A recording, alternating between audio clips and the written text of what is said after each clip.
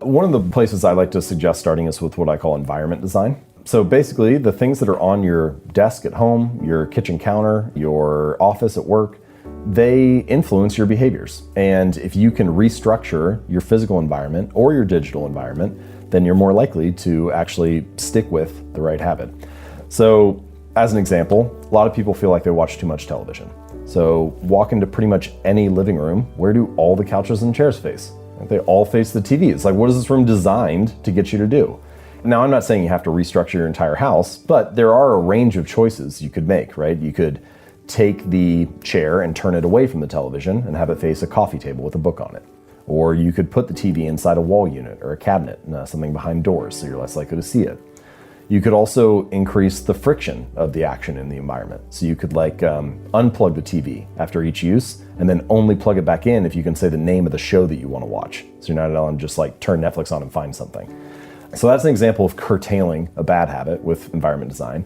But you can also use it to promote good habits. So for example, I used to buy apples and I would put them in the crisper at the bottom of the fridge and I wouldn't see them because they were tucked down there. And so then 2 weeks later, they would go bad and I get annoyed because I'm throwing food out and throwing money away. And so I bought a big display bowl and I put it right in the middle of the counter and put the apples in there, and now they're gone in 3 days just because it's obvious. There's a study that I mentioned in the book from Massachusetts General Hospital. They went into the cafeteria at the hospital and they added water to all of the fridges, and they also added some of those little rolling carts that have water in it by the food stations in the cafeteria. And that was all they did. They didn't talk to anybody, they didn't motivate anybody. And then 6 months later, water sales are up 25%, soda sales are down 11%. And I always think that's interesting because if you were to go up to any person in that room and be like, why are you drinking a Coke? They'd be like, I wanted a Coke. Why do you have water? This is what I felt like having. But the truth is, some percentage of them chose it just because it was obvious, just because of what the environment nudged them toward. As far as making habits easy, there are a variety of things you can do, but the simplest one is just to scale your habits down to something that is very easy to do. And I like to recommend the 2-minute rule, which basically says you take whatever habit you're trying to build and you scale it down to something that takes 2 minutes or less to do. So do yoga 4 days a week becomes take out my yoga mat. Or read 30 books a year becomes read 1 page. And sometimes people resist that a little bit because they're like, okay, I know the real thing I want to do isn't take my yoga mat out, right? I know I actually want to do the workout. I'm not just looking to build this habit of taking this mat out all the time. So if it's a mental trick, and I know it's a trick, why would I fall for it? And if you feel that way, then my recommendation would be, well, actually in the beginning, for the first few weeks, limit yourself to only 2 minutes. All you do is put your shoes on, running shoes on, and step out the door and lock the door, and then you walk back inside. Or all you do is take your yoga mat out. It sounds funny, but for example, so I had a reader who he ended up doing this. He lost a lot of weight, lost over 100 pounds. And for the first 6 weeks, he only went to the gym for 5 minutes and then he would leave. So he'd get in the car, drive to the gym, get out, do half an exercise, get back in the car, drive home. And it sounds ridiculous, right? You're like, okay, clearly this is not gonna be the thing that gets this guy in shape. But when you step back for a second, you realize he was becoming the type of person that went to the gym 4 days a week. He was mastering the art of showing up. And I think that this is a really deep truth about habits that gets overlooked a lot, which is a habit must be established before it can be improved, right? It has to become the standard in your life, your new normal, before you can worry about optimizing it or expanding it from there. If you don't become the type of person that goes to the gym for 5 minutes, you don't have a chance to be the person who stays for 45 minutes, 5 days a week.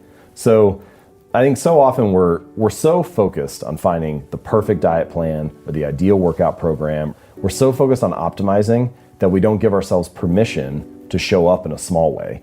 But even if it's only for, 5 minutes or 5 push-ups or 1 sentence that you write, do something so that you can master the art of showing up and make it your new normal. And then once you become that person, well, then you have a lot of options for expanding and improving from there. There's this great story that I mentioned in the book about Twyla Tharp, a famous dance choreographer and instructor. And she trains still even now, she trains for 2 hours a day. She's 50s, 60s, she's been training for a long time, dancing her whole career. But she doesn't actually focus on the exercise habit. The habit that she focuses on building is I put on my workout clothes and my sweatshirt and I hail the cab on the side of the street. And if I've done that, then I've completed the habit. And I think the insight that she realized is that habits are often the entry point, not the end point. They're the cab, not the gym. They're like an entrance ramp to the bigger routines in your life. And if you can master that habit, that like little decisive moment that determines what happens in the next chunk of time, then the rest of it kind of falls in line. I have this moment each morning where either I open up Evernote and I start writing the next article I'm going to work on, or I go to ESPN and I check the latest sports news. And what happens in the next hour is really determined by what happens in the first like 30 seconds. Because if I go to ESPN, then the next hour is kind of shot. But if I start writing the article, if I master that entry point, then I'm kind of speeding in the right direction and the momentum carries me into the rest of the task. And I think that for me, that's a little bit inspiring when it comes to building habits, because what you realize is that there's actually not that much to change. There may be 5 or 10 of those little decisive moments, those little entry points throughout your day that determine whether the next chunk of time is productive or not. And if you can organize your environment or join a community or restructure your habits so that those entry points are mastered, then you're much more likely to live a good, productive day. So many of our habits are socially reinforced. I have a whole chapter in the book, but even though I wrote a whole chapter on it, I think I undersold the importance of social environment and how important it is for building your habits.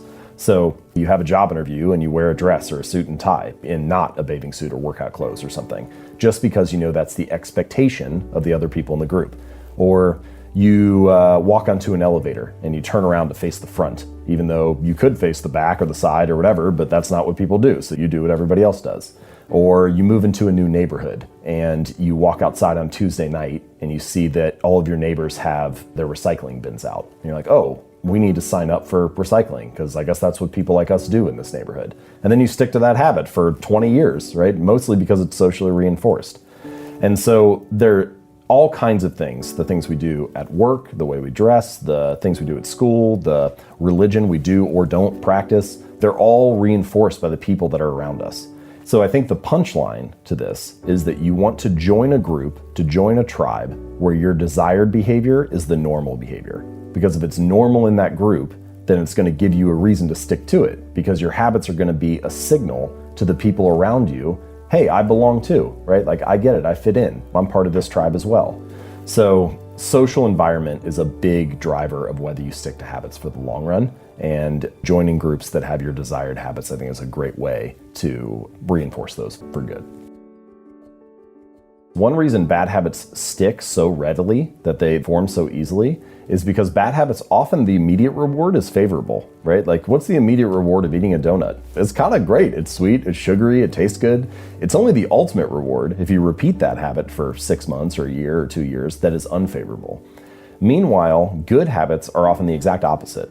The immediate reward of going to the gym or going to the gym for like a week isn't really that great. Your body's probably sore. You don't have much to show for it. Your body looks the same. Your weight hasn't really changed.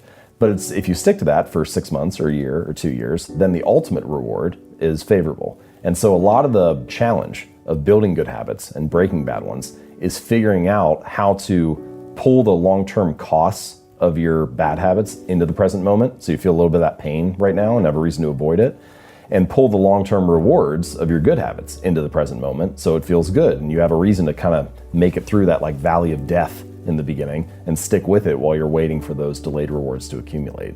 But there are other things that you can do in the short term to feel more gratified while you're working on those habits. So here's just one little tactic. Let's say that you're either trying to work out or build a habit of meditating or something. And so each time you do your habit of meditating for 5 minutes, you have this little jar of marbles and you got like 100 marbles in there, and 90 are red and 10 are blue. And after each instance of your habit, you walk over and you pull a marble out of the jar. And if you pull out one of the 90, then nothing happens. It's just like pat on the back, good job, you did what you're supposed to. But if you pull out one of the 10, then you get some kind of reward that's exciting to you. Maybe you get to watch Netflix for an hour and not feel guilty, or go for a walk outside, or take a bubble bath, or buy yourself a new jacket, whatever it is, like something that feels rewarding. And what you just did was you introduced an element of immediate gratification and of like surprise and delight to the whole process. And so, yeah, that first week when you're meditating, you still might not identify as a meditator, or you still might not have a sense of calm wash over your life. But you have this other interesting thing that is rewarding right away that maybe gets you to stick with it while you're waiting for those long-term rewards to accumulate. This video is sponsored by NordVPN. NordVPN keeps you safe on the internet and makes sure you have your privacy. This is especially important if you ever use public Wi-Fi like at a coffee shop or when traveling. You really don't want to do that without a VPN because you're making all your financial and personal information very easily accessible. NordVPN also allows you to connect to the internet from almost anywhere in the world. This can be really useful in many ways. For example, if a particular video on YouTube is blocked in your country, you can easily solve that problem by connecting to the internet from a different country. The thing that I also really appreciate about NordVPN is that it's super user-friendly and takes pretty much no time to figure out. So if internet privacy and safety is something you care about and want to give this a try, head over to nordvpn.com/FightMediocrity or click the link in the description below. If you use the code FightMediocrity, you'll save 81% plus get 4 months free. NordVPN also has an actual 30-day money-back guarantee that they will honor. So if you decide you don't want to keep using it, you can easily get your money back. Thanks for watching.